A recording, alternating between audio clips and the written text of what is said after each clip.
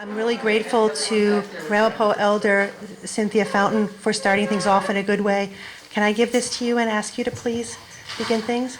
Yeah, thank you. Hey, Cynthia. Thank you, kind. Okie doke, I'm not gonna use this. This is, I'm an old speaker. This is my home. I'm not gonna use a microphone in my home. You're my family. So if you can't hear me, just wave your hand like this, okay? And push them up like you just don't care. Now, I do a couple little things before I start, doing a little bit on time.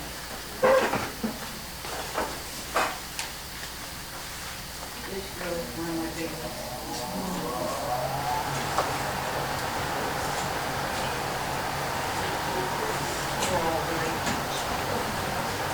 I got people here that just looking at them make me tear up. So if I get some tears in my eyes, don't think that I'm sad about anything.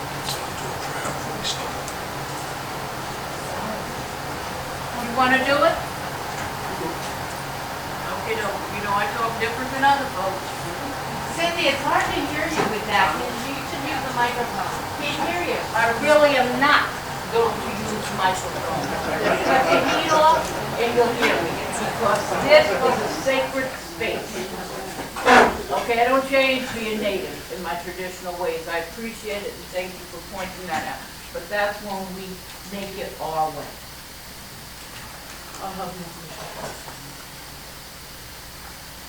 The kindness and the goodness of the Creator that has brought us all here together. Whether you're working and sharing with us, whether we're here to talk to one another, we're all here to learn from one another. I'm old traditional ways, very, very old. I'm not intimidated by nobody. I encourage all of you in my prayer, because this is my prayer, for all of you to step into the confidence of who you are as a being put on this planet, Mother Earth. Stand with that. Encourage others. When you see somebody that's failing in their heart, not their spirit, their spiritual heart, give them that kindness. Give them that knowledge that they mean something to you. That's how this works. That's how we teach one another. My confidence is in that I'm here to learn. I'm here to teach, and I'm here to learn. And my confidence, I'm going to walk on. Joke is you are all too. So get ready for it. But the confidence that we have is not in our full self. It's in being created. Aho. Well, as you know, I'm native, okay? I'm native on my mother's side, my father's side. My mother's Lenape, okay? My grandfather was Ed Peterson off of Hillburn, the medicine man, shaman, all that, got it all. My father's Penobscot people, shamans, medicine people, I got it all. So that's where I come from. That's where I think. Afterwards we'll talk or whatever we're doing, however the program goes, but I just want to thank you all for getting here safely. I thank you already for the conversations that we'll get to have, things that you'll get to share. You know, you've already shared the lovely meals, people, you know. Make sure we thank them. Even though they got paid and all that stuff, just thank them and give them a smile. Okay, that's how this is supposed to work. Okay, and if we got any real racists here, please come and sit by me.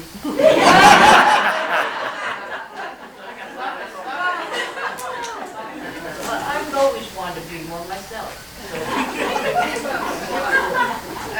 But you know who I am. Been all over the country, everywhere, anywhere. Got had 3 rabbits. 1 son, 14 grandchildren, 11 great-grands, and they're popping up like rabbits. Okay, I'm gonna sit down. Did I start it right? A, B, or C? A. Cynthia, thank you so much. I'm not going to use a microphone either. I'll try to speak up. The video guy is telling me, please use a microphone. So I will do it. Yeah, you have it. How's that? Is that better? Okay. Cynthia, thank you so much. My name is Neil Marr. I'm a historian at Rutgers University in Newark. And I've been working with the Price Institute and local communities up and down the Passaic for a couple of years now, trying to encourage these sorts of community conversations. I'm an environmental historian, and I've been working on environmental justice issues for a while now. I want to thank all of you for coming, an incredible turnout in a really wonderful community. I want to thank the Church of the Good Shepherd for hosting the event and allowing us to be here. Again, the Price Institute at Rutgers, who is funding a lot of this through an NSF grant. Nagisa Manabe, who has been working on this project for quite a long time, and Jack Chen from the Price Institute. But most of all, I want to thank all of you for coming and our collaborators, who I will talk about just in a second. This is part of a larger collaboration, an informal collaboration that began a couple of years ago with people in communities and also some academics who wanted to look at some of the issues along the Passaic River, up and down the Passaic River, and try to begin a conversation between communities and academics. And it became a little more formal this past year when we got a grant from the National Science Foundation. But the collaboration's a little bit different than normal academic collaborations. Our goal is not to have the academics be the leaders or the experts or the people, sort of running the show. We want to reverse it. We want the community to be leading the work here. So what we're doing is we're going to a number of communities up and down the river and trying to just listen to you and listen to what your concerns are and try to understand what those are and what you need, and then try to figure out ways that all of us can work together to try to think about and act on those concerns. So it's really a listening process for us. So what we're going to do today is we're going to show you a little bit of the work that we've done quickly. We're going to begin with a clip from a short documentary. We're going to then move into a brief discussion about the history of this region and the long history of structural inequality and discrimination that's gone on in this region. We're going to talk about some of the science behind the river and what's going on, and we hope to get through that really quickly so that we can end with a good, long conversation with some of our collaborators, but also mostly driven by you all. Okay. So I just want to mention our collaborators very quickly. Chief Vincent Mann is one of our collaborators. He's on his way. I think his dog had a illness this morning, so they're taking care of that, but he and Mikey will be here soon. Lori Howard from the Passaic River Coalition, Elliot Ruga from the Highlands Coalition. You'll see these people later in the conversation. And then we have some Newark collaborators who aren't here today. Anthony Diaz from the Newark Water Coalition, Yvette Jordan from the Newark Education Workers Caucus, Tobias Fox from Newark Science and Sustainability, Judy Zelikoff is here from the NYU School of Medicine, and Anita Bakshi from the Landscape Architecture Department at Rutgers will be showing us her wonderful documentary. So I want to now pass it over to Anita and have her talk about her documentary and show us a little bit of it. We'll then have a little conversation about that, and then we'll move on to the other brief presentations so we can get to you all and listening. Thank you very much.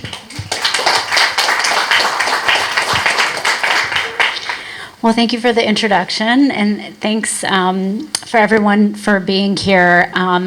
We're going to just show, because the documentary, it's called Meaning of the Seed, and it's about 42 minutes long, which is way too long, so we're just going to show a little segment from the beginning and then the closing of the film. So this will be about 20 minutes in total. And I did also want to mention that...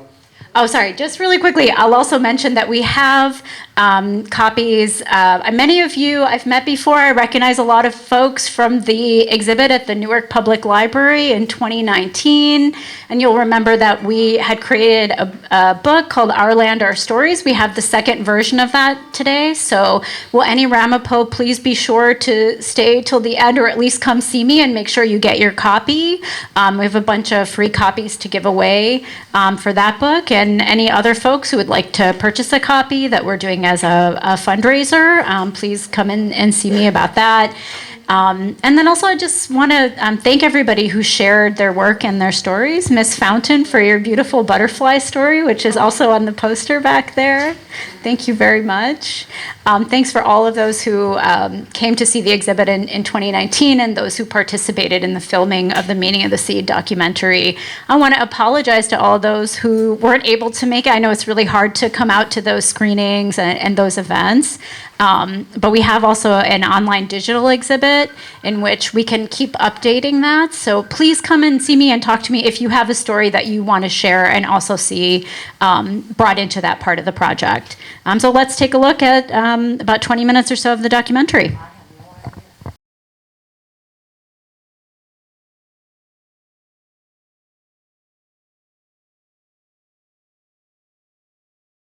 Please watch the rest of it when you have time. And I guess we have a little bit of time, maybe a few minutes, if anybody wants to share any comments or has any questions about this project. You said I could see it on YouTube. What do I search on YouTube? I thought I was going to see it, something I've already seen. It's just different. So what do I look up? Yeah, please just search for Meaning of the Seed. So you'll find the full video on there, and then we have a YouTube channel with also a lot of shorter clips. So there's like shorter segments from this video, as well as some other video, shorter video projects we did around Ramapo identity that are other video pieces. So there's a lot to see on there. Please visit us.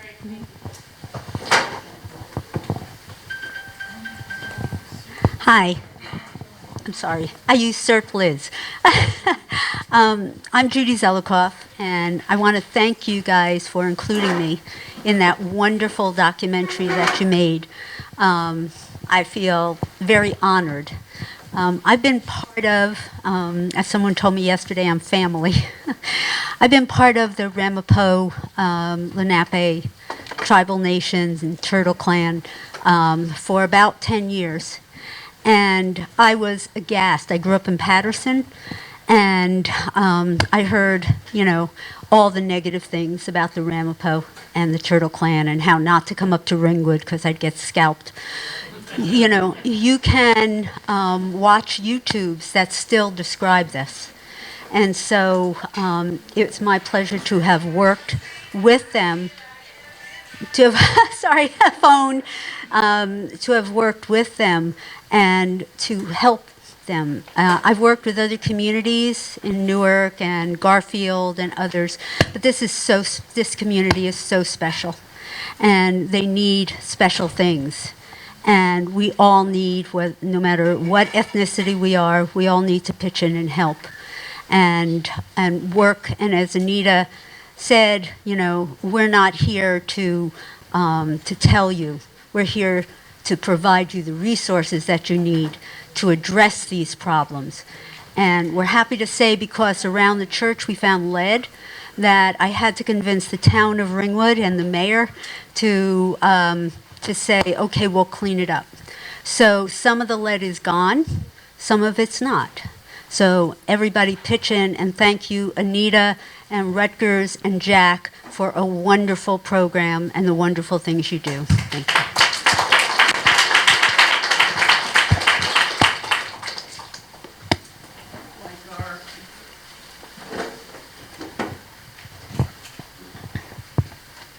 I think this one's working. Like our original speaker, I'm old. I will not be here to see this come to fruition. My daughter is part of this now. I pass this on to the next generation. But it's taking too long. Judy, you've been involved for 10 years. Who the hell is holding this up? I just read something on Facebook this morning that said the Amazon indigenous people are being taken for a ride because the companies are giving them vouchers for their land, and then they're not getting paid for those vouchers. So we've got to stop the people who are perpetrating this now. We always have the Ford Motor Companies. We always have some rich white person who's going to take advantage.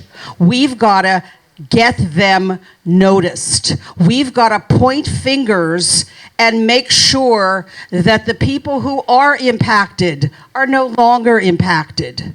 Get those people out of office. Get the money out of politics. That's where the danger is.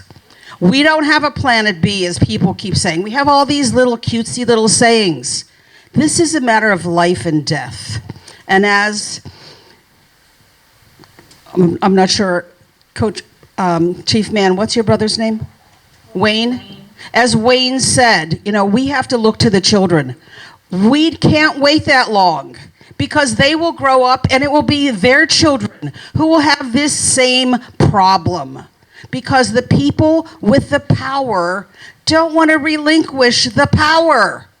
They pass it on to their children, just as we pass on and you pass on the problems to your children. We have got to put a stop to this now. There's a young woman named Greta Thunberg. Some of you may have seen her on television.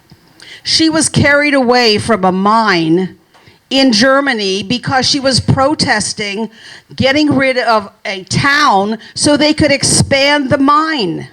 Let's shut everybody up. That's what we do. Or we throw money at them. Look at the nurses. We closed a strike over the last couple days in New York City. Are they going to change the system in these hospitals? No. They're just going to throw a few bucks at them, make them stop the strike, and they're going to continue business as usual. We have to get the poison out, whether it's poison in our lands, poison in our offices, poisons in our government. We have to get involved. We can't just keep marching, hoping that's going to make a difference.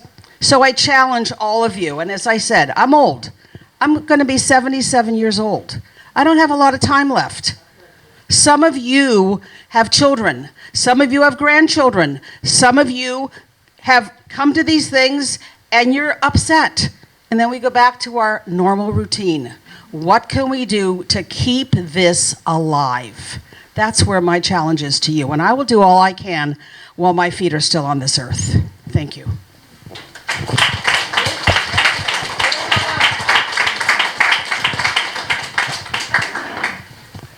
Yeah, thank you. Thank you for that very inspiring words. My name is Michael Montesano.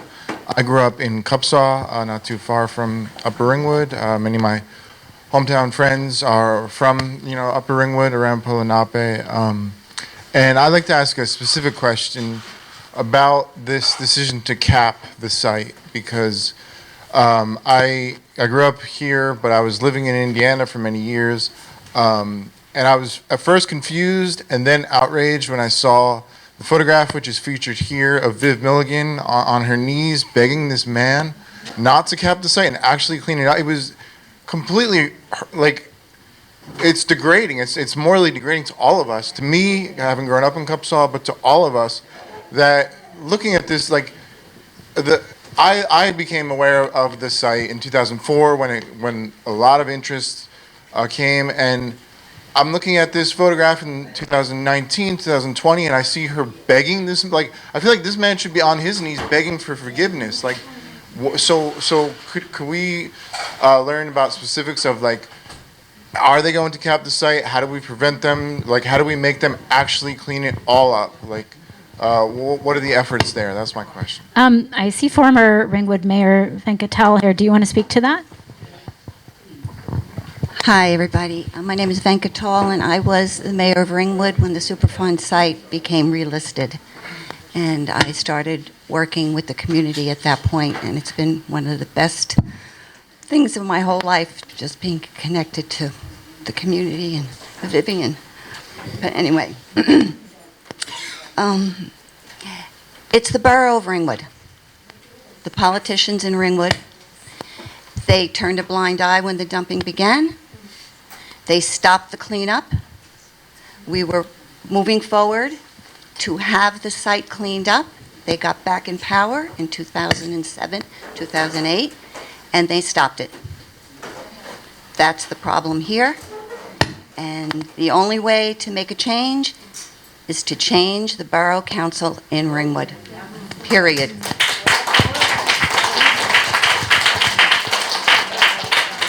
They're racists, 100%.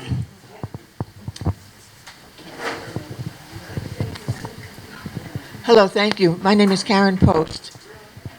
I was part of the How To program back in the 70s, and it was my privilege to do so. And I don't have a degree, but I have a commitment to making a difference. And I'm older than you. I'm going to be 85 in a couple of weeks. How did that happen? So what I want to ask is, how can I, get connected to a group and add what I have to offer to that group? Because we can't continue this. We just can't. I have friends and family here. We just can't continue this. It's just unspeakable. But unless we take to the streets again, it's never going to change. I've been marching since the 60s, and I'm a little too old to march now. But I still give it a go. So I guess what I'm asking is there a place where we can go and join up to enlarge the group of people who are committed to making a change? I was part of a company one time, and their statement of accountability said, "We say that making a difference honors the integrity of the human spirit and fulfills the possibility of being alive." And I try to live that in my life, and I feel miserable most of the time. But we just, like regular Joes or Jills, we need to get connected. So if I leave here today and there's a group that I can connect to and add my voice, I would be really happy if we could do that. Thank you very much. To share this, but I think we'll hear about other, please share this story and this documentary with everyone can, and I think we're going to hear from others with other ideas of getting involved. Okay, good, thank you.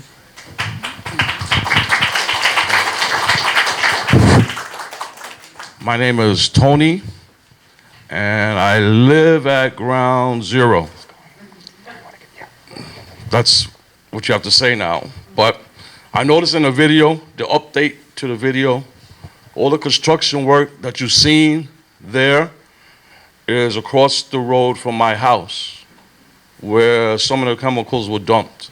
So they came up on their own idea, the town, Ford, and everybody, and they said, hey, let's cover it up. Years ago, they were taking dump trucks out. They were working, flying up the road, uncovered, putting all the chemicals in the air. We stopped them from that. But then they came up with the idea to move the recycle plant across the road from my house. You can go, I'll take anybody there right now. Across the road, and instead of getting all the rest of the stuff out, they said they're just going to cover it up. So the construction you see in the video is them building this recycle plant, supposedly taking the chemicals out, and we had no say in the matter. They told us, oh, well, you shouldn't be living here. Move, is what they told us. Okay, now to move, they weren't going to pay us. You know, everybody came. I met congressmen, movie stars, people from Washington, film people. All right, everybody came, stood in my front yard, stood in my neighbor's next yard who had a mine hole getting ready to swallow up our houses. They all talked a good game. And then a couple of months, you didn't hear nothing from them. Everybody left until the next person come along and says, oh, I'm going to make a video. Oh, I'm an activist. I'm going to do. Half of the people, not knocking anybody, I love all of y'all. Half of the people that say they're doing these videos, I've never seen them.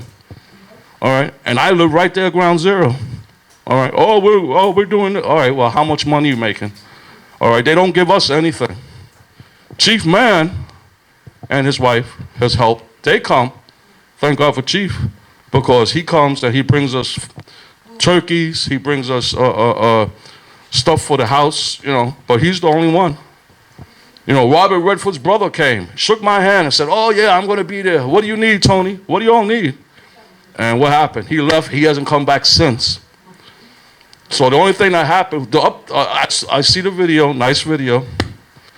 You know, it's a start. But the construction you see on there is them moving the recycle plant 400 feet across the road to cover up the chemicals. That's their idea on how to fix it. So we fought. We went to the town. Nobody said, oh, well, you all have no say. Ford, you know, this is Ford's idea. And now I hear from one of the inspectors there that it stopped because the town wants the recycle plant put back 40 feet. So they're fighting now on where the recycle plant's supposed to actually go. So that's why there's been no work there in the last 3-4 weeks. But that's just the update. And yeah, it affects everybody because it goes into the water. I took them. I showed them. All right, with all the yellow goo going down the reservoir right here. And they said, oh, but that's only a little bit. See that big reservoir? Because they were using scientific where I said, explain it like, you know, I understand it. They said, okay, see that big reservoir? I said, yeah. He said, you see all this stuff? I said, yeah. He said, by the time all of the stuff gets in there, it won't be enough to make the rest of the people sick. That's what they told me. And I said, okay. But I just wanted to give you a little update of what I saw in the video. That's all the construction stuff you see in the video. But thank you.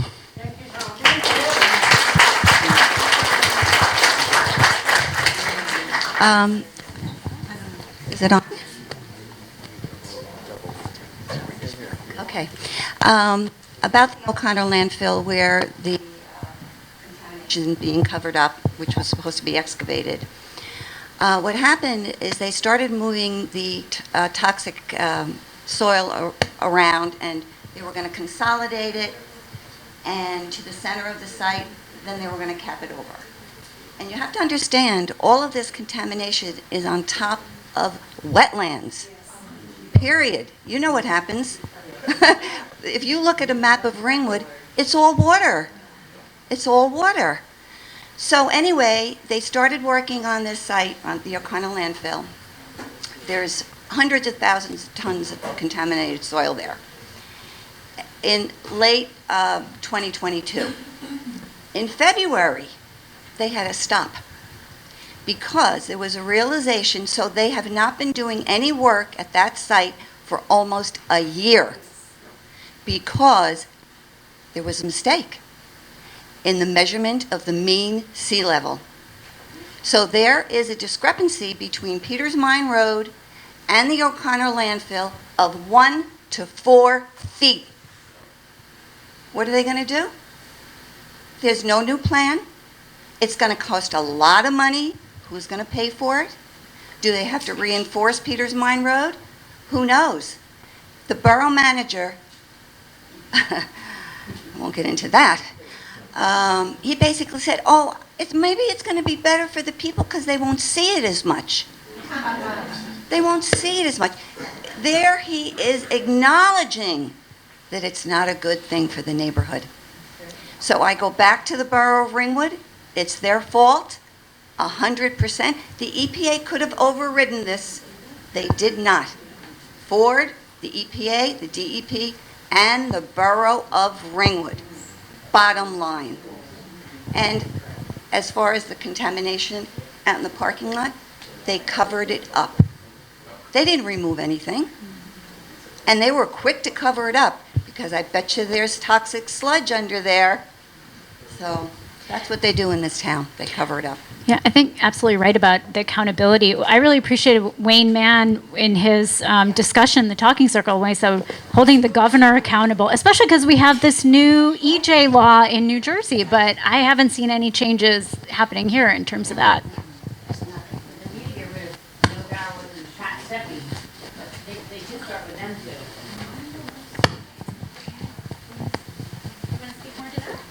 Not really, because it wouldn't be nice. Fair enough, fair enough. Yeah, how do you work this thing? Hi. My name's Dennis DeFries, and I was born and raised in Ringwood.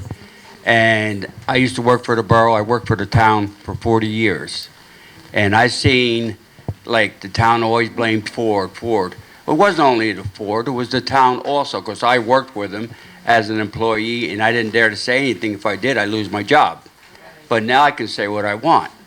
And far as them digging up at the old recycle centers up there, we used to dump leaves in the old recycle center in plastic bags. They were supposed to be cut out so all the plastic wouldn't contaminate the dirt.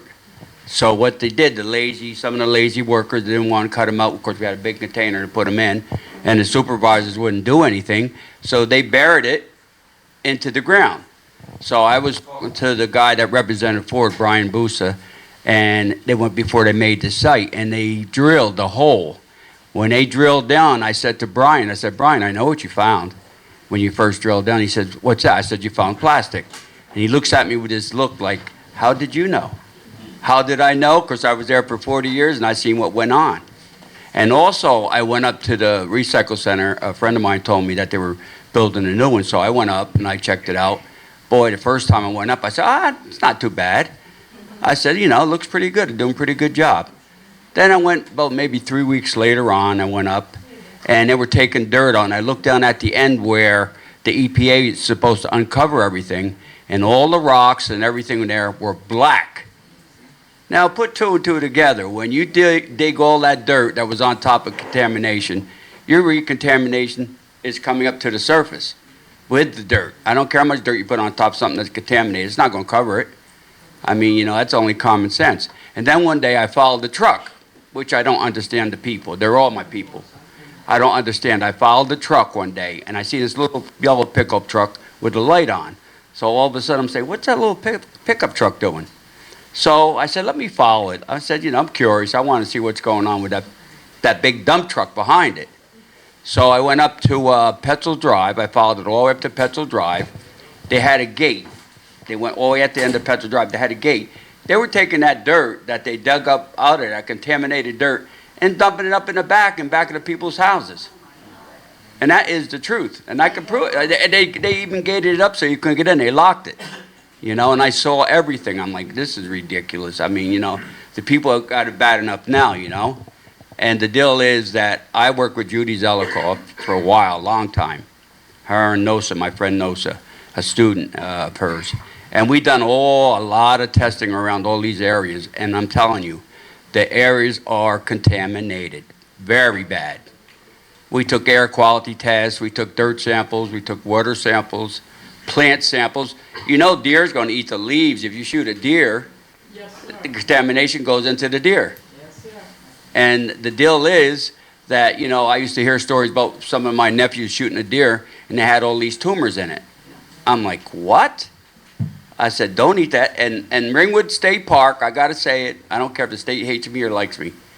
They got Sally's Pond. We took a test over in Sally's Pond, and they got 1/4 dioxin in the water. They got a well, some kind of cap there to measure the stuff of the water and acidity and all the stuff in there, and we took tests. It's terrible. And you know what? One thing I don't understand of the state, why didn't they put signs up for the people? Do not fish, do not eat the fish. There's still no signs up there. And this has been years. And I've been telling them. Back when all this started, the government people came, because the natives here, we hunt in the area, fish in the area. So they came to house, and they said, do you hunt, do you fish? Don't eat the deer, don't hunt, don't eat the fish. A couple weeks later, we see it in a newspaper, they're making a joke out of it. It says, North Jersey officials tell town not to eat the squirrels. Right? Yeah. Yep, with lead. With lead in it. What's his name? Jay Leno. He's got small town news. Right there in the thing, it says, government tells town not to eat the squirrels. All right, so like they're making a joke out of it. Yep. All Yep. right, but that's as far as they went. Like you said, there's no signs, there's no nothing. And like I said, I've done a lot of work and a lot of samples. Samples don't lie. If you take a sample, NOSA even had me open the fish up and take every part out and make sure it was all, this was the heart, this was, I'm a fisherman. I know what the deal is, but I worked with her and we done all that work for a long time. And Judy knows that for a long time we worked together, me and her. But as far as the town turns their back on you all the time. And I know this. And the deal is, like I said, I know too much. The town, I could turn upside down if I want to. But the people's got to be behind the person that's going to speak. One person cannot speak for all because we all got to speak as a unit. If you're as a unit, you'll get further than being by yourself because they'll turn their back on you. I know, believe me. Oh, Dennis, that's all right. And another thing, my last thing I'm going to tell you what we did as a borough employee. It's not funny, but I think it's a joke. Now, we used to do all this dumping, what they call it heavy trash day. Every third Wednesday, we go around the town and pick up all the refrigerators and all this stuff. What do you have to do today when you pick up, you want to get rid of an old refrigerator? Don't you have to have somebody come and take the Freon out? That's automatically 30-some, I don't know what it is now. But they have to take the Freon out, not us. We just run over with a bulldozer and put dirt over it. And that was done for years. Now on Van Dunk Lane, they have these monitoring wells. Now, I feel so bad, but, the people, they got to listen. And they have monitor wells. We monitored some of the air quality there. We got very bad air quality. I do know that for sure, because we had these monitors that we put there. Very bad air quality. And to do for the people, what can we do for the people? I'm trying to do for the people, the best I can. But it can't only be me. It's got to be more than me trying to do something, And it's very terrible because, like I said, I was born and raised, and I know most of the people here, they were kids. I'll be 73 years old. And, I lived a good life. I lived a very good life, but it was pure. Like when we went fishing, me and my brother, on the ridge, what we call the ridge up by the recycling center, the new one, the water was pure. We catch these native trout, and native trout don't only swim in fresh water. Yeah, and the deal is, when I went over there that one time and I looked in the water and I saw all this iron and the rust, I'm like, man, this is not the same place. And we took a test from up there, coming from the recycle center, the new one, the brook, right into Sally's Pond. It's polluted. There's no two ways about it. It's polluted also. I mean, we're head of the game, so we should do something. It's not like we don't know nothing. We know a lot. And a lot, you can go a long ways. You just can't sit there and not do nothing, because you're going to be pushed and pushed and pushed. And one time the people are going to have a breaking point, then it's going to be worse than ever against the town and them. And, I used to hear him say, well, what we do to the people, we turn around and say, well, you get rid of people. Now you get rid of them, condemn all the houses. They're slick. I worked for them. I worked with all of them. I worked with the ex-mayor. She knows me. I know all of them. I worked with all of them. Believe me. Some are good. Thank you. And some are bad. And some are bad. And I'm telling you the truth from my heart. I mean, the deal is, if the people don't get together, what can I do? What can I say? That's the only thing I can say here and tell you is all. I'm telling you the truth because I know.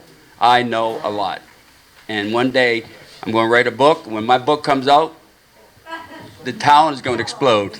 So that's how it's going to be. Thank you. One more, and then we're going to, great. I know you have to move on. I just want to tell you 2 points. Most of the monitoring wells that the EPA has mandated that Ford install up at the Superfund site are highly, highly contaminated with 1,4-dioxane. Most of them. And we're close to the reservoir. Ringwood we get our water from wells also. The town wants to say, oh, but they're a couple of miles down the road. Nobody can tell you what's going on in the fractured bedrock. That's what Ringwood sits on. The water goes down, but it also goes horizontally, right? And so no one can tell you your water is safe because no one knows. So, and the monitoring wells are highly contaminated. Thank you. And I have another question, and the deal is, you can try to make a garden, and I try to tell the people that, you know, you cannot make a garden because of the simple fact is, when those air monitors rise, the chemicals coming out of the ground, and lands on the ground on the bottom. I don't care how much dirt you put down. You can put down 5 feet. The contaminants are still coming on top. It doesn't matter if you put 100 feet down. They're still coming out of the air, coming right down on, and they eat the vegetables. I said, no, no, no, no, no, don't do that. Don't do that. Don't think that because you're replacing the dirt, it's going to do it better. It's not going to make anything better. The place needs to be cleaned up, and that's it. Simple, cut, and dry. It needs to be cleaned up. So, Ringwood hasn't done anything about what's going on. It's always the government. The government comes and put the air monitors there. In my front yard, I have an air monitor. When it's working, you don't know. Where does the results go? Oh, we'll inform you. Never. The air monitor's been in my front yard for the last 8 years. You see them on the road down here. They're not working. There's no results. Who do you call? Okay, what am I breathing in? Nobody can tell you. Or because there's no follow-up. You know, when cameras are around, you see them putting this is the air monitor for the people. We're watching.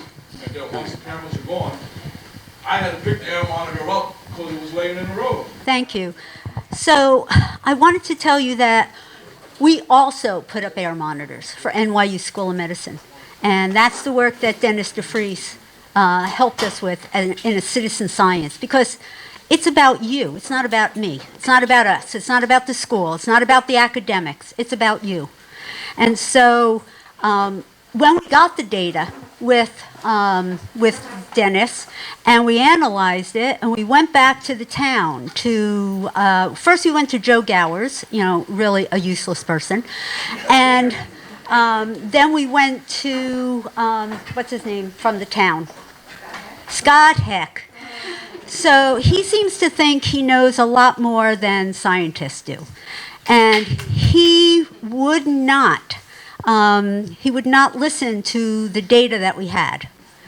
And we report back, which means we've shown our documentaries, we've shown our results to town halls here. And I have to say that we didn't get such a crowd, which means that you have to start, if you want to fix this, you have to fix this. We're trying, but you guys, you have to speak up, and you have to try to fix this.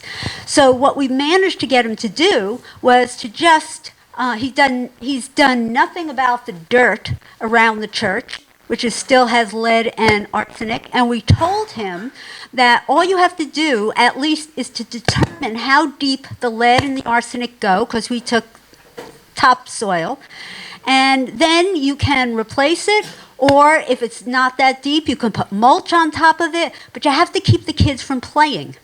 And I come to the church on Sundays. I see that the activities are outside as well. So no one will listen. You guys have to speak up for yourselves. And I just want to put in a plug. I'm sorry, Anita, but NYU Medical School is also involved in a health perspective, from a toxicological and a health perspective. So we have, thanks to Chief Mann and Mikey and everyone, we have surveys coming out. And you're going to say, oh my God, I'm so burned out with surveys, okay? But this is the only way we're going to be able to have the data about your health, about your cancer, about your kids' cancers, about your grandkids' cancers, and then we can go on the news, although I have to tell you that you don't see any newscasters here, do you? No, and whenever we report back anything and we tell you right in this spot you have lead, you have arsenic, you have dioxane, you have phthalates, you have plastics, you have everything.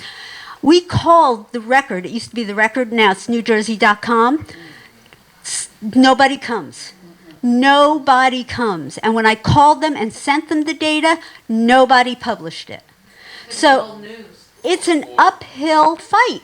And it's still here. I mean, I'm talking testing 20, 21, 22, and we're going to be testing again. More air monitors, more soil. They wouldn't let us into the recycling place.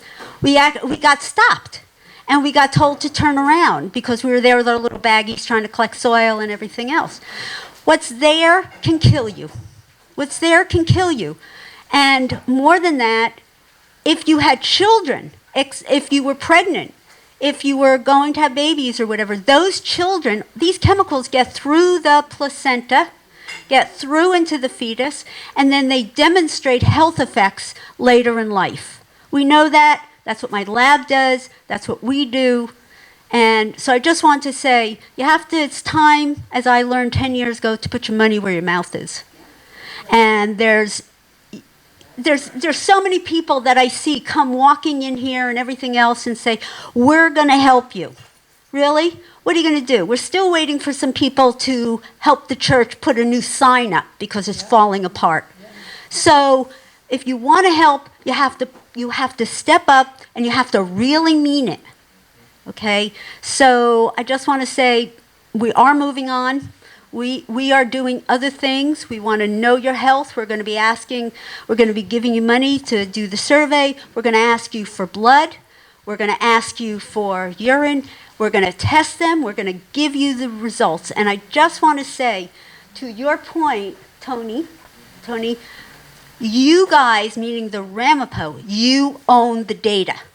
I'm standing here, I'm telling you, foot to the ground, we do not, NYU does not own the data. Chief Mann can attest to that, Mikey can attest to that, Connie, Mary, everyone who comes to the church. We do not own the data. You will get the results. You'll get the results in a letter. We'll talk to you if things are high and we find that you have high metals or high organics in your blood. We will get you a doctor. We work with Hackensack Meridian. We have a health fair tomorrow that they're going to be coming and bringing their van, and that's what we're doing. We're not stepping back. Please don't step back either. We're going to have Chief Mann speak, and then we're going to move on to more presentations and more talk. Hello, everybody. For those of you who don't know who I am, I'm Chief Vinny. I see some really awesome human beings in the room, sir. This obviously has been going on for longer than I've been alive, right? I'm 54, going to be 55. Longer than Tony's been alive, longer than Marcy's been alive. And right now, if you could call us the fortunate people to still be standing here, I guess that's what we would be called. Up until 2004, we lost over 400 and something Turtle Clan members. When I saw the paper, I didn't quite know what it was. I just knew that there was all my family names on there, right? And when I got to the back, I flipped back to the front and I saw that it said died. And the truth of the matter is what Ms. Zelikoff just said is true, that stuff will kill you, but in fact that it has killed us, right? We currently, Michaeline and I have created the Ramapo Culture and Land Foundation, which is a tool for us to use to navigate between governmental agencies, other nonprofits, to attempt to bring some kind of justice to our own selves. We've also, I took the opportunity to create a company with our consultant, Al. It is called Turtle Environmental Group. And what that did was it gave us access to, and it's just fledgling, but it gave us access to all of the technologies that could be utilized to clean that site, right? To make sure that, the water is being treated, at such a high quality of procedures that when the water comes out the other side, right, it's safer to drink than the water coming out of your faucet.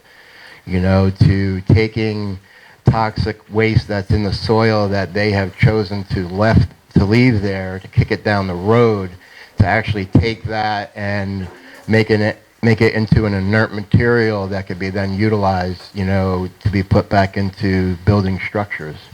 The work that we've done collectively, you know, with NYU Environmental Medicine, we have done it with Anita. You know, we're working, you know, with Ellen Neese. We have worked with Jack Chen. Both started at NYU and then came to Rutgers Newark, the Price Institute. We're working with Princeton. We're working with MSU. We're working with all of these entities, the Highlands Coalition, the Conservation League of Voters. It's endless, right? And the time and effort that it takes to put into that to try to save our families' lives is tremendous. Mikey and I, you know, this is not a pity on us, right, because we're dedicated to our family, but Mikey and I, you know, we work 7 days a week.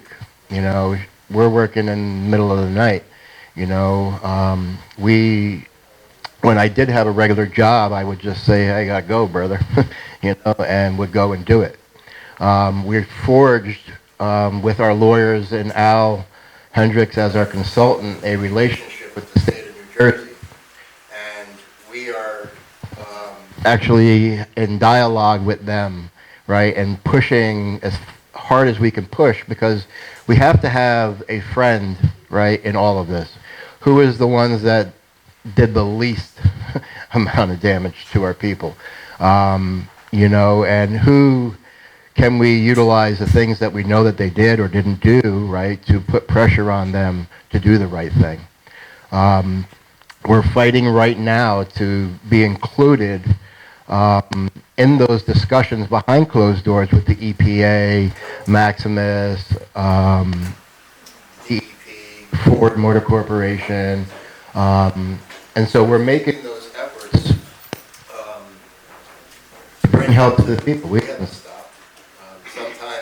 Sometimes most of the work that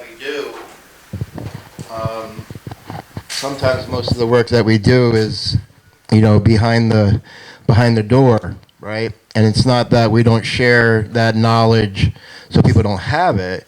It's just that sometimes we need to keep that knowledge a little bit quieter so that we can get further down the road before people like Ford find out, right? What lab are you using, right? We've seen that happen. We've seen Richard Chapin not be able to be on the CAG anymore because he was working for another company that Ford hired and said, you have a choice, right? And that was his choice. His choice was that he needed to take care of his family. Dennis's choice was because he needed to take care of his family. We have many others who worked for the town that had to take care of their families, and their hands were tied behind their backs, you know, and right now, you know, our gloves are off. We don't have a choice but to stand in the middle of the street. You know, we don't have a choice to, you know, activate ourselves here. And in the bigger scheme, and I'm sure it was spoken about, is that, you know, our community here is connected to Passaic and Patterson, which is connected to Newark, right, and the Passaic River watershed, right? And so what's happened to us here has been happening to these people all the way down to the end of the line. And we've always been kept apart, right? You know, we fought for a long time to try to get there to be, you know, a CAG in Newark, right, and a CAG in Passaic and Patterson, and they always told us no, no, no, no, no. And Jack Chen can tell you, Jack Chen, Michael Edelstein, Chuck Stead, I have Judy Zelikoff, I have tried very hard to make it so that we can actually have, you know, something like that so we can educate more people, and as more people are educated, then the voice becomes louder, right? The lead issue in Newark, right? You know, when that first broke, right, and it said on the bottom of Channel 12 News, Mayor Ross Barack said that it wasn't coming from the pipes, right? That's what it said the very first day it broke. But then all of a sudden they get a $50 million bond, I think it is, from the state of New Jersey to remove all the pipes that were going into the homes. As when we looked at Flint, Michigan, we know that it isn't just the pipe because it's old that it's leaching lead. It's because of the chemicals either they use to clean the water because it has contamination in it, or it's the contamination that gets through that's not caught and stopped at the Wanakee Reservoir outlet, right? And then you have what is it there in Pompano Lake? DuPont, right? And then you have the Passaic River, which has that Superfund site just grew exponentially, right? With all these companies. And this is all the water that everybody is drinking, right? This is the water that all those little babies, you know, when they're in their mother's wombs, are subjected to. And then when they're born, right, your largest organ on your body is your skin, and those babies are washed in it, and then their formulas are made with it, right, or their mother's breast milk. And what we have here is one of the largest cover-ups this country has ever had, and it's the simple truth. And it's so much easier to suppress these, you know, Native Americans up here in New Jersey than it is to actually stand up to their responsibility. And that really is what it comes down to. Nobody wants to be culpable for not just killing, you know, 500, 600, 700 Native Americans, but how many other people that are attached to this reservoir and this Superfund site that don't even know it. So, thank you. Thank you, Chief Mann. So that is the exact type of community engagement and listening that we are here for, and we are so happy and thankful to everyone for sharing. What we're going to do now is we're going to continue with two brief presentations, one on the long history of the problems that we're facing here and how these are embedded in our past, and then also more contemporary scientific data on what's actually going on in the river. And as Chief Mann said, this is one community conversation. We've had one in Newark, and we're also planning one for Patterson next weekend, where in each community we go to again listen and try to hear and then understand. So right now we'll hear from Jack Chen. Sure. Yeah. We'll hear from Jack Chen, who's going to give us a very brief history of what's been going on. Then we have a PowerPoint by some of the scientists at Rutgers on the data, and then we'll discuss again like we just did. And Chief Mann just wants to add one thing. Yeah, as you all probably did hear, the reason why I was late was because of our dog Sadie, who right now is outside in the car. She has 2 tick-borne ailments right now, and so won't be here for the whole thing, unfortunately, because we need to get her home. But one of the things that I wanted to make sure that we shared is that the Our Lands, Our Stories, the cooperative working together and taking it to the next level with that book that talks about us, and we keep adding to it. And so through the sales of Our Lands, Our Stories,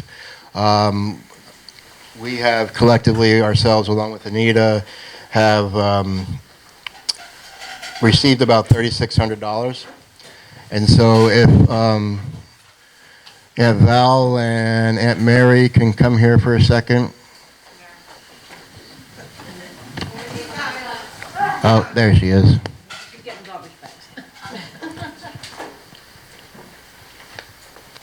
So this isn't really on behalf of us, right? It's on behalf of all of us, right? Because this is about us. You know, the work that has been done, that Anita and everyone else has put forth, and Aunt Vivian and all of us, Uncle Wayne. So this is us to us, I guess. So we're going to donate this to the church. And we're going to keep doing this because this is the center of our life. So, thank you.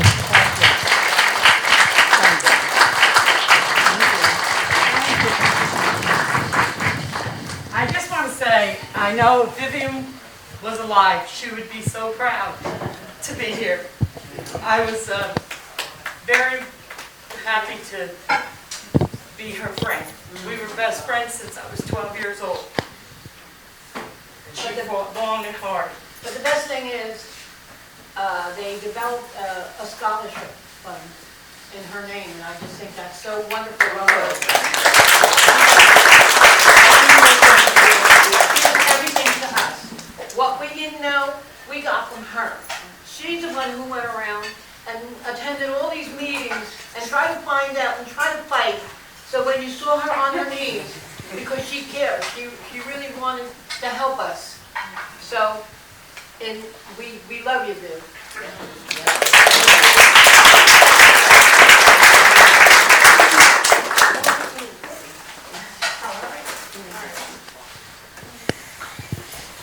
Anyway, I just want to say another thing about that.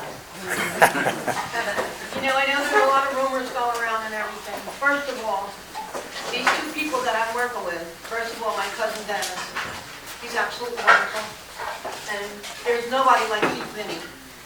And I've been working with a lot of people, and I will tell you this, they're both trying to help our community. And things are starting, I mean, it's taken an awful long time. So regardless of what you may think, they are both trying to help our community. Thank you.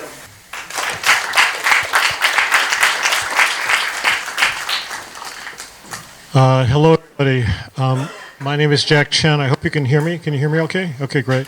I just want to say there is some food here, okay? So any of you who haven't had a chance to get some food, please come up, and it's okay while I'm speaking and all that.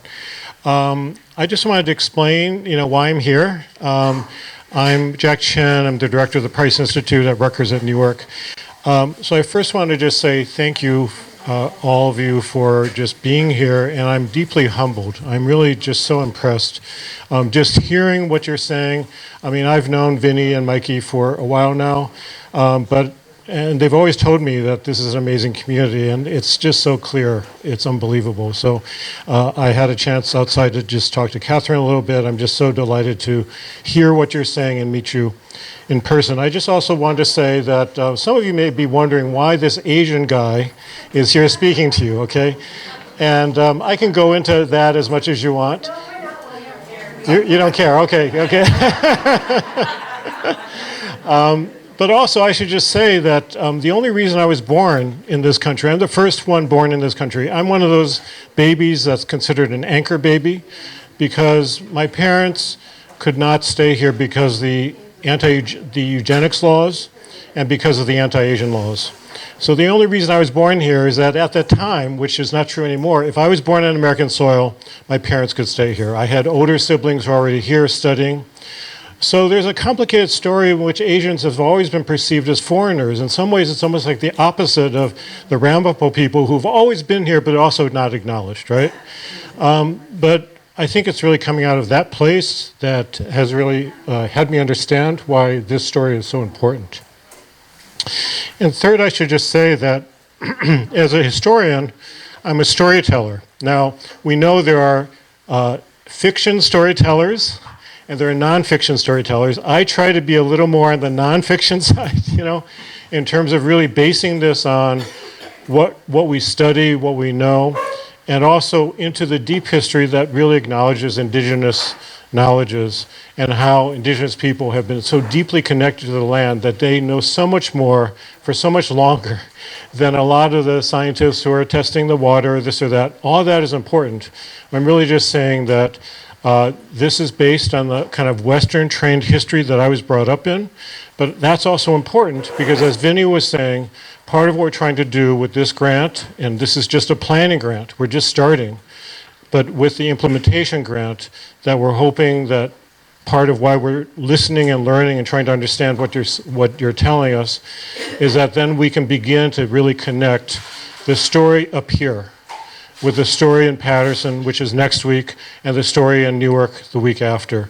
And that by telling the story of the river and the watershed, we have the chance of getting many more people involved in looking at all the sacrifice zones that each community up and down the river has been a part of. So that's a term that's used now, sacrifice zone. You know, part of it's used in Newark because it's where the diamond alkali plant had been dumping basically dioxins, into the river that was used to defoliate the jungle in Vietnam, right? Some of you may remember all that. So that's a sacrifice zone. That community where that polluted dioxin chemicals were just being dumped directly into the Passaic River is a sacrifice zone. But this also has been a sacrifice zone, and this sacrifice zone, of course, goes back deeper. I have recently met a few people who grew up around here, and they still talk to me, but also in an embarrassed way. Oh, are those the people who are called the Jackson Whites, right? They're embarrassed by it. They know it's wrong, but it's so deeply ingrained in their minds and their synapses because they've been doing it since they've been young that it's still there. They don't know the name of the Ramapo, but they know the name Jackson Whites. So that speaks to me very deeply in terms of the stereotypes and the stubborn ways in which patterns that exist since childhood continue to be passed on and continue to live on. So I just want to tell you a very quick story. And I know that a lot of you know bits and pieces of this, and I hope you can see this screen. I don't know how well you can see in the back, but let me just tell you a quick story and then kind of get out of your way, because the purpose of this is really for us to hear your stories and to also, with your permission, communicate these stories to other people downstream, downriver, and to do it more broadly. Because really, all we can do is really organize in a grassroots way. If the media is going to ignore us, if the politicians are going to ignore us, we have to be able to start telling the story and sharing the story with the communities that we're working with directly. And that's really the goal of our future grants. So part of this story begins in 3 hours before Henry Hudson arrives to quote-unquote discover the Hudson River that now bears his name. Part of the story is really about how the occupiers of this beautiful, beautiful land, one of the most biodiverse places in the world, in which millions and billions of clams flourished, in which whales were going up and down the Hudson River and jumping up out of the river. That's amazing. One of the few places in the world where whales could be on a river jumping out. But of course, what's here is really showing the series of massacres. I'm sorry this isn't big enough, but I'm happy to provide you with this information. The series of massacres that began happening, beginning with the Pequot Massacre, but continuing through Pavonia in February 23rd of 1643. It's something that Chief Mann and Mikey and we have commemorated down at Pavonia, New Jersey. We've identified where that site actually is now. But because up until now, historians have been not identifying, not been bothering to figure out where that massacre had happened. But it's one of the massacres that gives birth to the region and New York City, quite frankly, right? By the dispossession of peoples, it's really what enabled the kind of modern city to kind of emerge out of that massacre. This is also a story that comes close to your hearts, and I know you know this. It's a story about iron ore and the mines and the process of how this is one of the largest deposits of iron ore in the nation, in North America, and how that was linked to the Revolutionary War, and how that was linked to how George Washington was able to camp up here and win the Revolutionary War against the British, who were separated from the iron ore deposits that they needed to win the war, okay? So I'm just going to tell this story very quickly, because a lot of these things you know, but I'm hoping maybe some of this comes together in a way that maybe you don't know, and that's part of our job, is that this is a beautiful region. You know that. This is one of the most beautiful places, and as I was driving here, I just was in awe at how beautiful this place is. And just as I was going over the mountain and then seeing the valley underneath, I was just stunned by the way the river was unfolding in front of me. And this is a painting, of course, of the Hewitt estate at Ringwood Manor, which a lot of you, I know the story of. And here's the manor itself, which I know you know all about. I've heard. Oh, I'm sorry. Did I pass it? Okay. Okay. There's the iron. Here's the manor. And I know, I've heard stories that some of your ancestors worked at this manor, but also some of your ancestors were working in the ironworks. So I just wanted to tell you very quickly that, oops, sorry, this is a little, okay, there we go. So part of the story is how the glaciers created these lakes that then created, for example, the Hudson River. I know this is really hard to see, but if you could just begin to imagine how gigantic these lakes are. This is Lake Passaic over here, and this is Lake Hackensack. And what happens is that as the glaciers are receding, we're talking about 19,000 years ago, okay? But your ancestors were around during this time. When the glaciers broke and the lakes just kind of overwhelmed the dams that had been built up, and that's what formed the watershed that we're now a part of. And that was before the Hudson River became the Hudson River. So what happened is that there was a giant glacial lake Iroquois. If you can imagine, this little dotted area is modern Lake Ontario. Okay, huge. But this glacial lake was, many times that size. And when that broke, and it came down, this careening down what is now the Hudson River, it carved out one of the deepest rivers anywhere to enable those whales and all the other fish that were migrating to go up and down the lake, up and down the river, excuse me. And that's what created this watershed. And what happened is that at the same time of that watershed being formed, of course, we have this incredible biodiversity that I mentioned earlier, and that if in 1609 National Geographic was doing their documentaries, they would have been shooting this area because this area is one of the most beautiful areas with so much range of fish, trees, fruit-bearing trees, nut-bearing trees, in anywhere in the world. This would have been one of the documentary forms.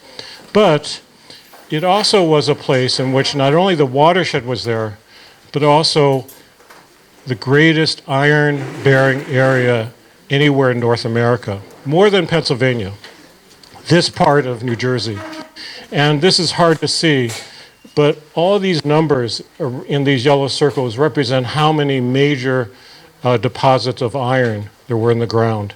And that, of course, besides being a mountain area, is also part of the reason why the watershed and the iron ore are kind of understood together and linked together in terms of the fate of the region. So what we have here is we have the reason why General George Washington was protecting this area. He wasn't just retreating to the mountains. He was retreating to the mountains that had the iron ore that enabled them to make the cannons and the cannonballs to win the American Revolutionary War. Okay, so that ironically and paradoxically, the very reason why George Washington won the war and had the protection and collaborated with the indigenous people and the people of this region was also ultimately the reason why he turned against the people in this region, because of him coming from a family of surveyors. And they were already, even during this moment, claiming land in the Ohio Valley, which had already been promised to be Indian country, right? So this is an entangled history that usually historians who are trained like me are not willing to go there. They're not willing to tell this story. But this is more of the kind of complex understanding that we need to have to truly be able to appreciate what you all have been going through here. And of course, this is an image of magnetite, which is the highest quality ore that was commonly in this area. And this is what was valuable. Thousands of tons of this was sent to Europe. And this is where it came from, and this is where it was forged. So ultimately, it was that kind of connection to not just winning the Revolutionary War, but the founding wealth of the new nation that was formed, and the dependence that they had at that time with people from your community and working these mines and helping to make that possible. And of course, the stories are of the people who worked in those mines, but also the people who had lived on this land for thousands of years before then. So why are these stories important? Well, you know these stories, but we want these stories to be communicated to the people in Patterson. We're going to be meeting with them next week, but again, this is just the beginning. This is just the planning period. We want to learn how to do that. Lori Howard and so many of you are from Patterson and helping us be able to tell that story to more people and to have the stories in Patterson also be understood up here and the stories in Newark to also be understood in Patterson up here. Because I think that's the only chance we're going to have to organize enough grassroots support to really make these changes happen. So we really need to hear these stories. You know them already, and I'm just so impressed by how much you're sharing them and telling them to each other, but we need to tell more and more generations of people downstream who are in other sacrifice zones who are very proud of where they are, but they haven't had a chance to hear what has happened up here. And we want you to kind of know what's happening down there. So that's the planning we're doing, and then as we hopefully get the grants, we're going to start really organizing this and doing it more broadly. So thank you very much.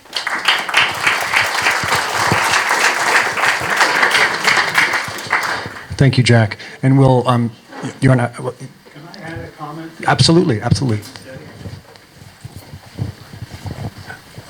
As I introduce myself, I'm Ed Lennick. I'm a retired archaeologist and probably older than anyone in this room. I'm 90.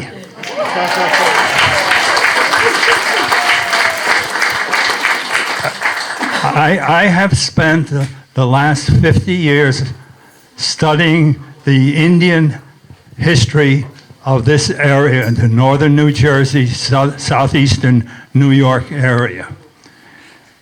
Indian people have been here for well over 12,000 years, and I've documented their history, their campsites, their culture, their artifacts. In 4 books, I have published 4 books on the Ramapo Lenape Indian people. And if you would like to have and purchase a copy, which is very reasonable, $20, it's available at the Moa Museum, and it's also available at Ringwood Manor Coffee Shop. So please take advantage, learn more about the indigenous people who are here, and I continue to study and hopefully tell more stories about the native people. Thank you. So I'm just going to keep passing around the microphone like we did before and let the conversation take us where you want to go. Who would anyone like to do? I'll introduce myself after I finish chewing, maybe. Hi, I'm Lori Howard, Passaic River Coalition, and I first just want to thank you all, the Ramapo, for the centuries of caring for the water and lands of the watershed, the Passaic River Basin watershed.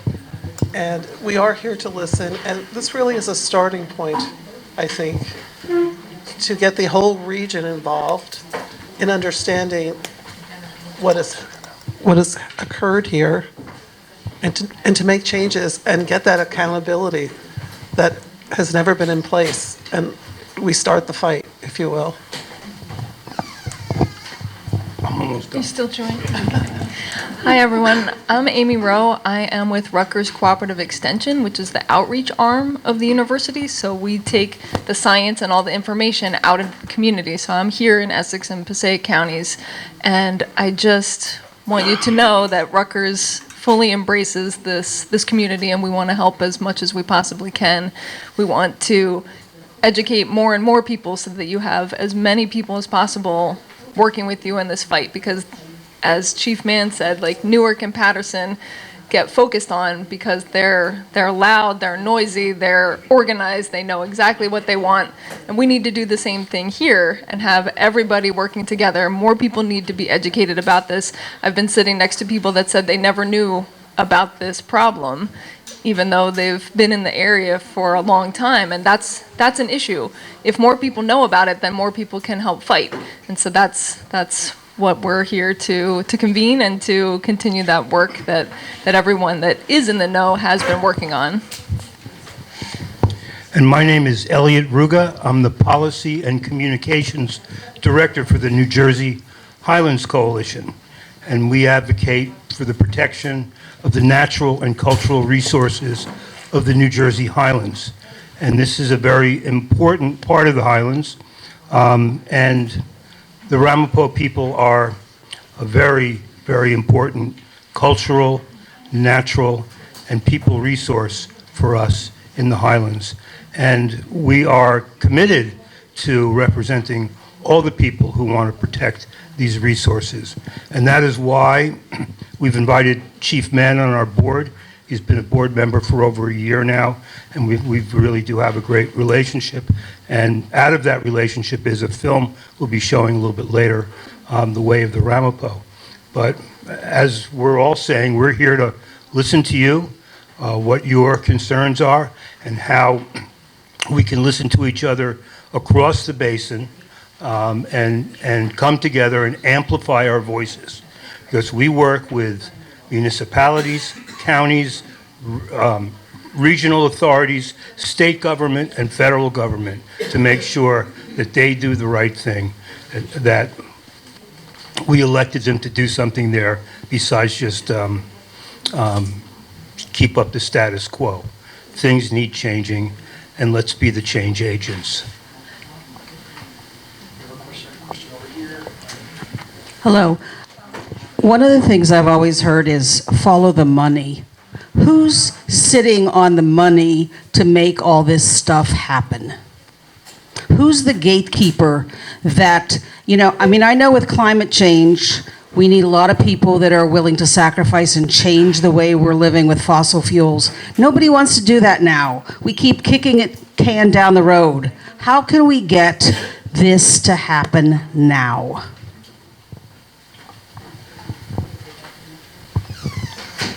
Say something. I don't know if I can even hold this thing. But the fact of it is, I'm a Ramapo. My mother is. My father's Penobscot. But when you started showing the movie that was a little bit earlier, I knew that I was here for a couple reasons. Because my family came in, my father migrated down from the Penobscot Reservation, Passamaquoddy, up in Maine. And coming down, they were healthy people up there. Okay, they weren't having this problem. But they migrated to originally Newark. And then they moved north, my father moved north up into Hilburn, which is a part of the Ramapo people, Ringwood, Hilburn, and Mawa. So I was the 13th child, and I was the last one. And I'm trying to get through this as fast as I can. Okay, I've had 6 of the cancers. I've been supposed to be in the ground, I think. I am the ground. So don't put me in thinking I'm getting down there.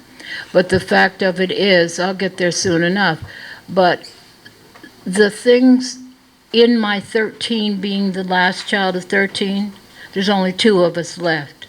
They all journeyed extremely young. My husband's here, wouldn't you say? My brothers and sisters all journeyed very young. But they really came out of Newark. So I know that Passaic River area. I know the traditional natives that were down there. I know about Newark. Then coming up with the other one is I'm living up there in the town of Newburgh now. The Hudson River is my prayer group. I'm going to be doing a big project on Monday for the Hudson River. So, I'm involved. That was I think I'm good. Yeah. But anyhow, these are important things, and to share with this young lady that's talking about us getting together, it's very, very important for us all to come together on one accord. You know, there's always crabs in the bucket. That's life. Don't let that stop you from doing nothing. Okay? Because you have to go on, move forward, and you get your results. The challenges that I have personally, excuse me? Oh, if the challenges that I've seen in my community, and it hurts me, it really does hurt me, where my people are afraid to be called Jackson Whites, afraid this, or somebody's gonna call you nigger. I'm like, where's the nigger? Where is he? And my husband can tell you after 54 years, 55 years, this is it. I never grew up knowing that word had anything to do with anyone brown or that looked like me. There was a light brown or a dark brown. That's for some dumb folks that come to a land, don't know nothing about it. We provide food, we show you how to survive through the winter, show you how what you can eat, what you can't eat. That leaf will make you sick. This leaf will heal you. You don't need stitches. You just need to wrap the leaf around you. And then you're going to kill their babies and hold one baby by one leg, and another baby, the other leg, and pull them apart. See, I don't want to get deep into history, but I know history.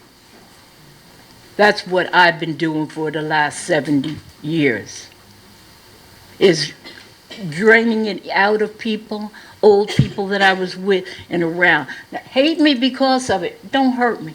Don't even worry. You can't hurt me. But the fact of it is, you've got to get people to the one accord. Thank you, darling. We'll check it. We've got to get people to one accord of confidence about themselves. That's what lacks in what I see in my community. We don't have enough confidence. Build our confidence. And if you go in and you look through the black race, got all that. I got African grandchildren. My DNA, their DNA. So I know all of this. And how you can defeat people is what we've got to break our community out of. That's when we will get ahead. Because with all this many nice, kind people with hearts of gold, willing to work from all over the world, we're one people. We're all related. We can do it, but we've got to teach our people to stand up and be proud. There is nothing, no one, there's no two-legged, there's no four-legged, there's no bear, there's no giraffe that's going to scare you. Now, yep, I had the 6 cancers. That's why I don't have any teeth. But if you saw the teeth I got, you'd go, okay? But that doesn't matter. Don't be scared even when they tell you you got cancer. Because I'm telling you, I walked out of chemo rooms and said, see you guys, I gotta go. And I took the medicine out of my trees, out of the river water that I knew what to put in to decontaminate it. Not for me, but for my elders. And that's where we're going to have to draw to the ancestors. I see all of your ancestors here, so I know mine are here. They woke me up this morning. So I'm encouraging all of us, stay tight. Don't let little trivia stuff break us up. Don't let that. Don't let that. And never, ever, ever start hating on people. You burn your own titties. I like it when you said before that any racist in the room is welcome to sit next to you. I think I want to thank you, Valerie, because I'm Cindy. Cindy. But I'll take that. I'm bad with names. Cindy, I want to thank you because if today is a success, it started with you. You set the tone. Thank you.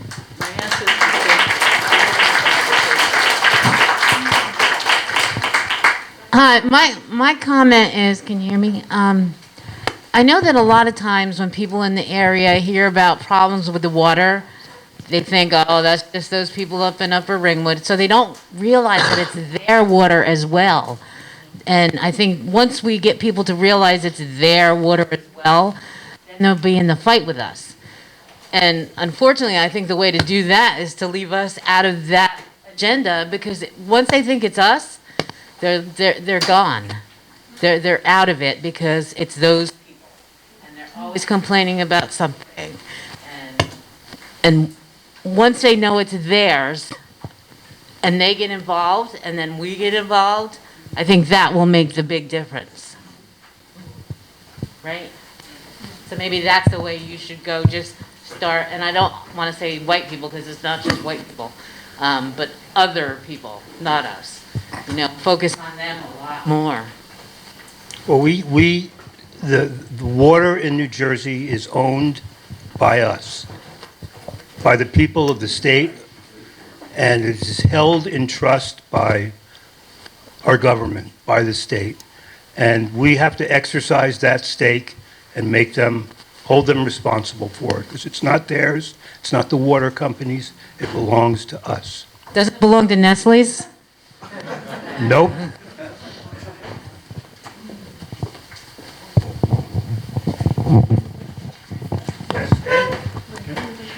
Someone first. A little personal anecdote. I'm a first-generation American. I'm the youngest son of a family of immigrants who lived in Passaic, about a block from the Passaic River. I had a wonderful childhood. It was a tenement that we lived in, but I had a wonderful childhood. A block from the Passaic River.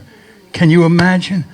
I could walk to the river and go for a swim when I wanted to, and I did. When every opportunity in the 1930s, swim in the Passaic River. Beautiful, wonderful, and downtown Passaic. And then what happened? 1941, World War II started. And as a young boy, I began to notice two things. One, this sludge coming down the river from Patterson. Being 8, 9 years old, I didn't know what it was. It was obviously the dye houses in Patterson were dumping directly into the Passaic River, their sludge. I used to fish the river with a drop line for carp and bring the fish home, and my mother would clean it and we'd have it for dinner. That was part of our food supply many times. And one day I came home and I told Mom, who couldn't speak English at that time, that this sludge was floating down the river. She said, oh my, maybe we should be careful with the fish you bring home. So what she started to do, believe it or not, she would take the fish I brought home, put it into a wash tub, which we had, fill it with water, and try and purge the fish. I don't know if it worked, but I'm here. So this tells you that pollution is not new. It occurred a long time ago, continues to occur, and we have to fight it vigorously. Thank you.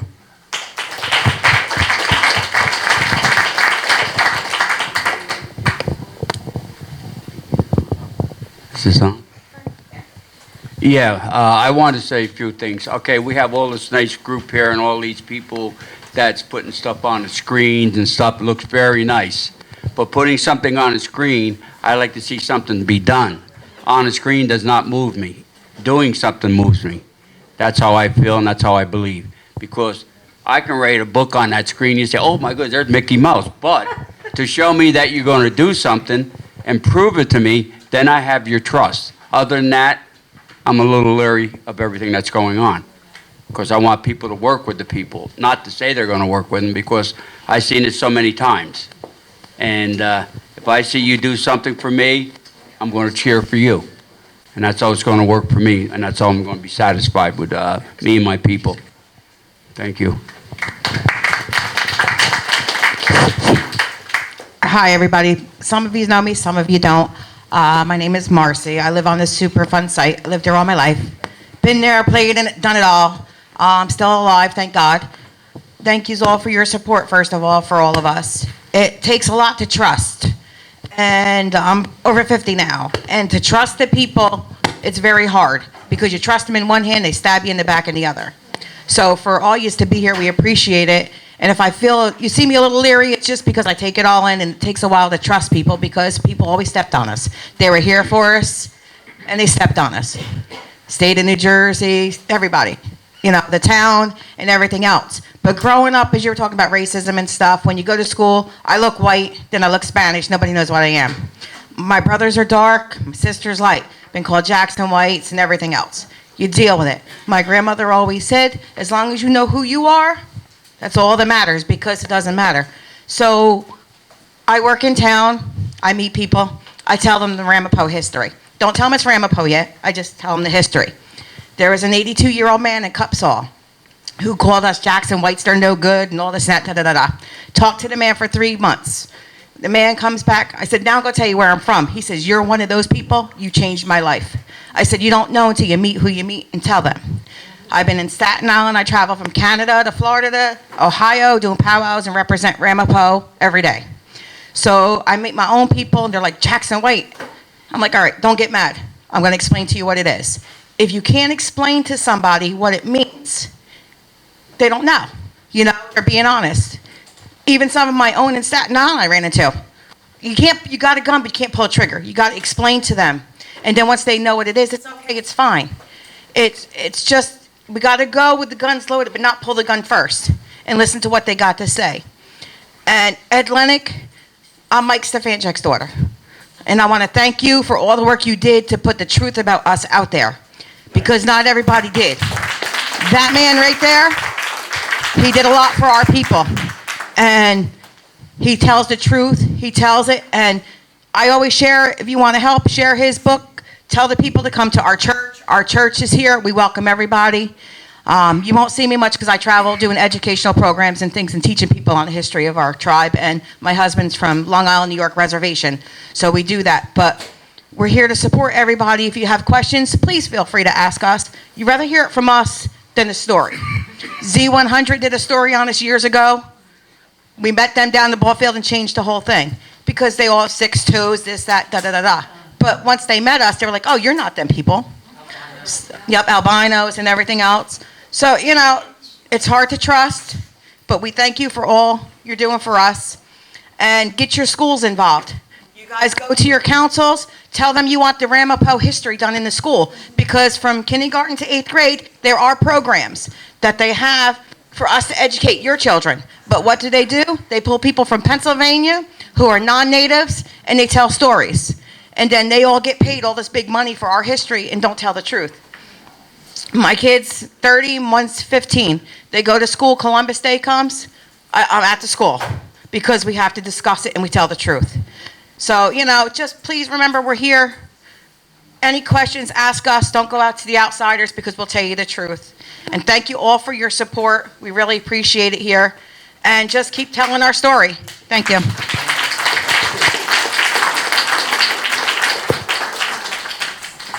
Okay, is this working? Okay, so I can give my number to be texted to be notified, but it sounds like from the mayor said, in order to pull the Achilles to get something done, we go to the town council meeting. So is everyone into that? Like, We did it. is it every month or? I think they talk about everything else, what's going on. That's Then when when you you try jump to up there say and something. The third Wednesday of the month. Okay, third Wednesday. No, so- the third Tuesday of the month, I'm sorry. But one of the things is, everybody's talking about change is needed. There are 6 or 8 of us in this room who are part of a group that are looking for change in Ringwood. And we came here to learn more about Upper Ringwood and what's going on. And if you'd like to know about what this group is, there are two political parties in town. One is very interested in Upper Ringwood, and one is not very interested in Upper Ringwood. And if you'd like to know more about us, and maybe some of you would like to attend some of our meetings, they're open to the public. You don't have to pay any dues or anything, just come on by. And we'd be very excited to welcome you. And September, candidates will be chosen for the council, and the election will be in November. Make sure you're registered to vote, because there can be change in Ringwood. A lot of us looking for change in Ringwood. Okay. I just want to say something. You know, we're all talking about us as a people, as a grown-up.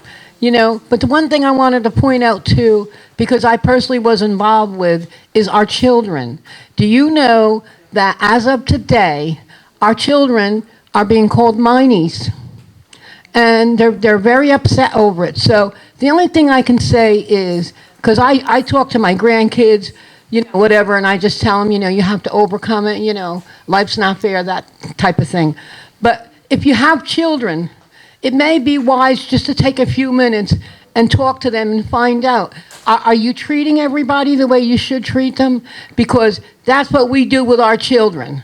We tell our children, don't be mad and angry. But unfortunately, they are. And I don't know about you, but I wouldn't want to be called a miney. Thank you. But my niece comes from, this was obviously the mine area. And only recently they started calling it Upper Ringwood. But when it was the mine area, then we were all the mine children and minies. And I didn't even live in Ringwood, but my name is Van Doug. I'm from Haskell. And that's who we were, and we were dumb, and we were unteachable, and they still are. And my niece and nephew, and a lot of the kids now are going to college, you know, so we've reached some of them that they are not unteachable, not uneducable, and they can learn just like anybody else can, and you know, they don't have to be angry, they don't have to be what people say they are. You know, they can reach a little bit further and become what they want to be. We have nurses, we have, you know, people who go to programs that we have in our medical assistants. We have, my niece is an event planner for a women's group in Chicago. You know that they can reach further, but they're still being held down by their peers. And like Val said, it's up to parents to say, why are you saying that? Do you even know what that means? Just like Jackson White. They don't know, they just heard their friends say it. You know? It's peer pressure. And the only way it changes is when people go home and say, it's not acceptable. I'm not going to let you do that anymore because this is who those people are. And they're just as good as you are. So. When I went to school, I enjoyed school. The teachers liked me, I liked the teachers. But one thing that I didn't understand, when I was in my class, I had to do my homework. All of a sudden I seen friends of mine go in this different class. They called it a special class. What is a special class? All those kids did all day, play kickball, throw pictures, never got an education. Now they're all grown people. And guess what? They can't read or write because they never taught them. They only gave them, let's go play kickball, let's play softball, the teacher. And that was ridiculous. That was on my mind for a long time. But I got a great education. I had no choice because my father, he was on me if I didn't get up there. And but when I saw this, it was like, I didn't even know what discrimination was. Never knew it until today. I never knew. My name was Dennis, your name was Jack. That's the way I grew up in school. But the way that people are telling me now, the way it's what's going on, it's like TV is the worst thing for the education. They're teaching everybody, oh, I don't like you. Look at your color, man. You're a different color. I don't like you. That's not the way it's supposed to be. You bleed red, I bleed red.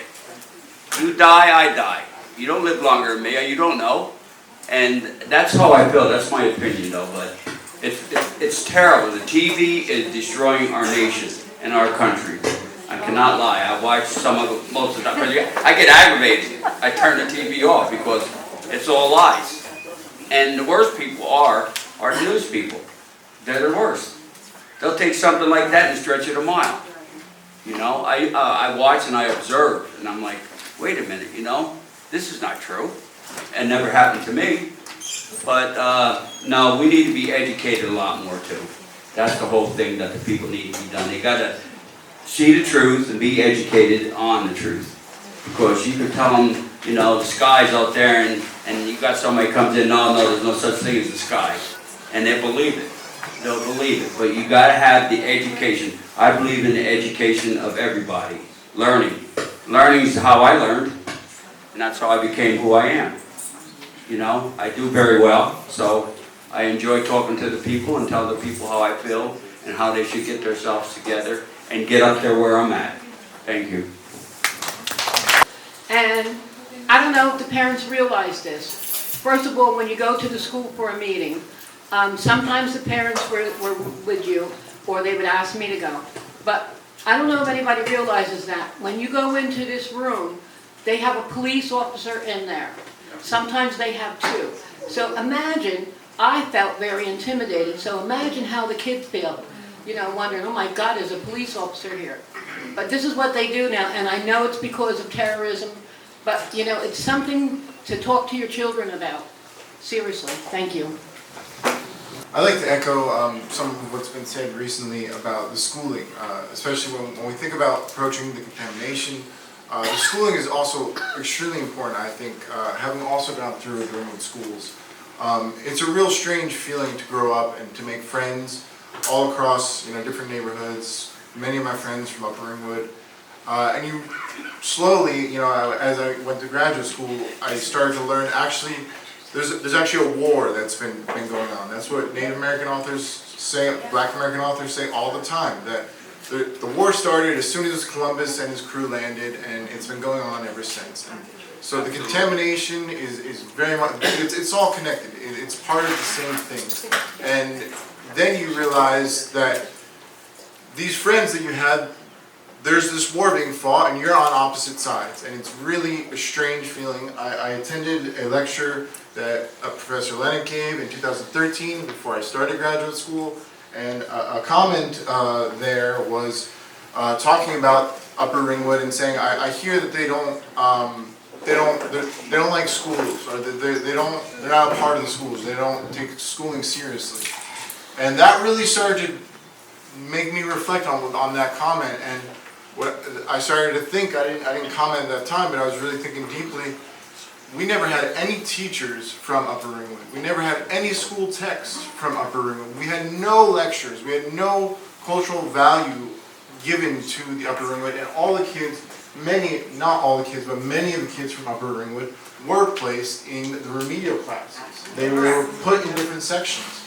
And it's a real strange thing. You know, I still maintain friendships, but I still know that there has been this war being fought, and it continues to be fought. And so I would like to echo from the opposite side of what has already been said, of cultural value, cultural esteem, and bringing that into all of the schools. I think that's really an important part to also fight.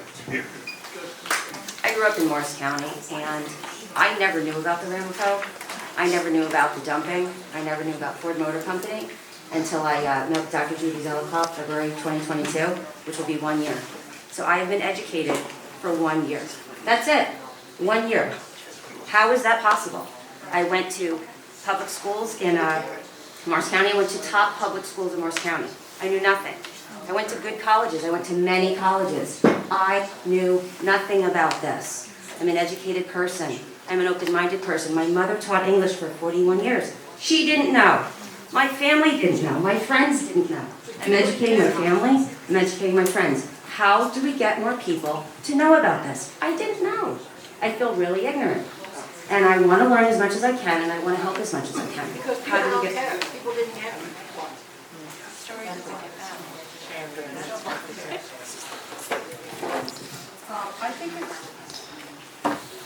I think it's a systemic thing in this country. I taught English, as my daughter said, 41 years. When I was teaching a section on American, American Lit, as well as British Lit, and I was telling my students how our founding fathers had slaves, one of the kids called me a liar because they had never been taught that in elementary school. They teach what they want us to know. They don't necessarily tell the truth. That's why people don't know about Upper Ringwood or what we did to Native Americans when we came here. We had Columbus Day. How long? Until people started to say, what did Columbus really do? He brought diseases. He stole the native land. So it's when we get the truth out there. And I even said to my students, don't believe me, you can look it up. It's in the history book somewhere, it's somewhere, but you're not going to learn it in elementary school because they don't want you to know about slavery. They don't want you to know about the Native Americans and what we've done, and we're still doing. So that's the problem. How do we, and here's one other thing, and as an educator, I think you should know. A lot of the history books, a lot of the books are printed in Texas. They decide what gets in the books. Do you want your kids to be Texas educated? That's the problem with this country. And as I said earlier, follow the money. The people who have the money make the decisions. They're the ones who decide what's in your books, and now they're coming to somebody said about going to the council meetings and stuff. You get 3 minutes to talk about what your issue is. So the people who are in charge are the ones who don't want to spend the money to remediate these problems. So you gotta vote them out and run for these positions. The people in charge are telling you what to do. So again, I don't want this to be political, but it's bigger than just this room. I'm sorry, I'm back again, but I've got to say something to these things. Yeah. First of all, my people were rich. I'm not talking about rich in money and not rich in spirit and knowing. I came out of shaman ways, old traditional shaman ways, okay? In a child and the intimidation, let me show you how quick I was intimidated. 8 years old, friend of the family. Come, we're going to go fishing. I'm 8 years old. I had already learned shape-shifting. I'm a kid. I can't talk to adults that way. You know all us Ramapos, they were aunties and uncles. You didn't talk to them in a disrespectful way. Well, when the motherfucker comes up and wants me as an 8-year-old girl to do it, I'm a grown woman. I will never, ever stop telling the truth of coming up and growing up shaman. Did I go home with the MFer word? No, I didn't. When I was 8, I didn't say it like that. I learned that when my mother taught me that in another incident. But the fact of that, you'll have to get the book to know the story. But the fact of it is, no, I'm saying this because we've got to stop intimidating our children and making them feel defeated. You were born, as I started this conversation, I remember your face. We were purposed for this. There's nothing that's going to fear you. Okay, I got a man bought me, whatever that little car, fancy. Okay, I am here. But the fact of it was, I got kidnapped in my car, told to drive over there.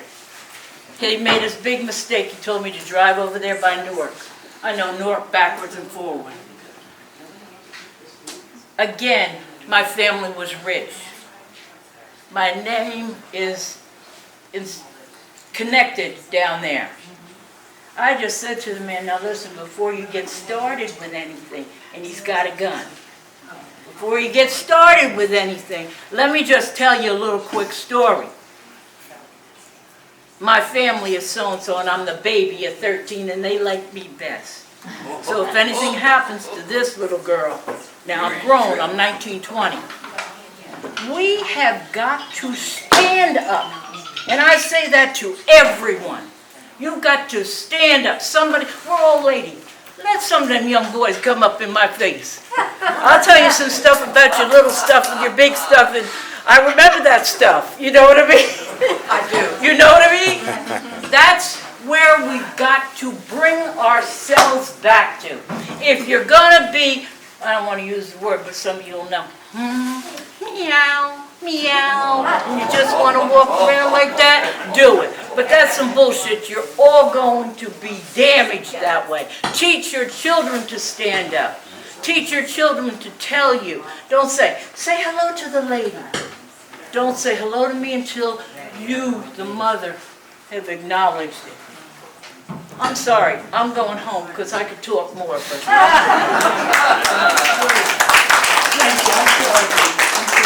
I just thought of something a few minutes ago when somebody talked about history books. And I hear people say about Mr. Trump, well, history will show what it's written by. No, it won't. Because history is written by them.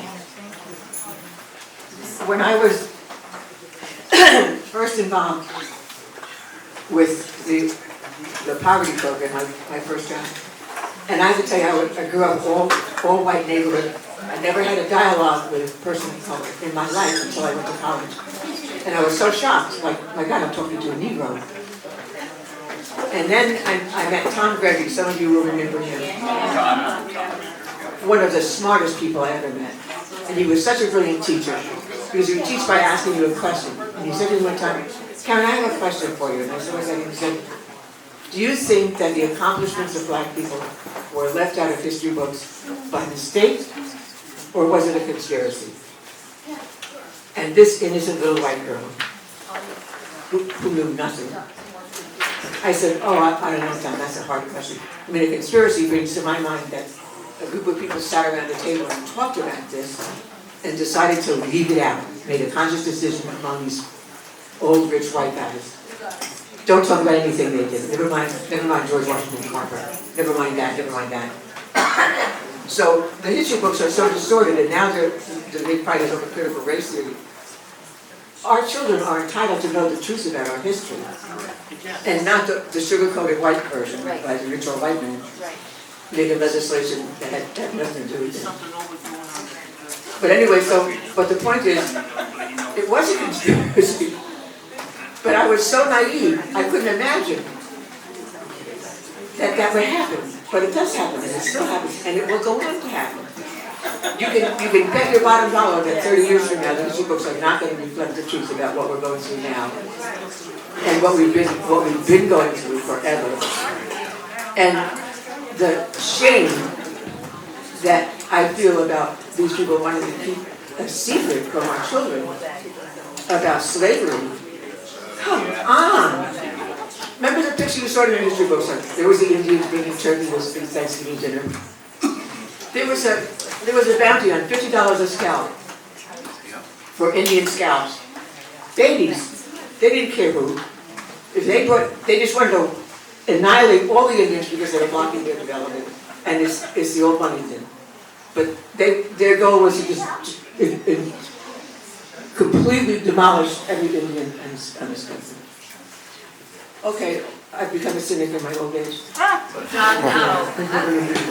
we're realists.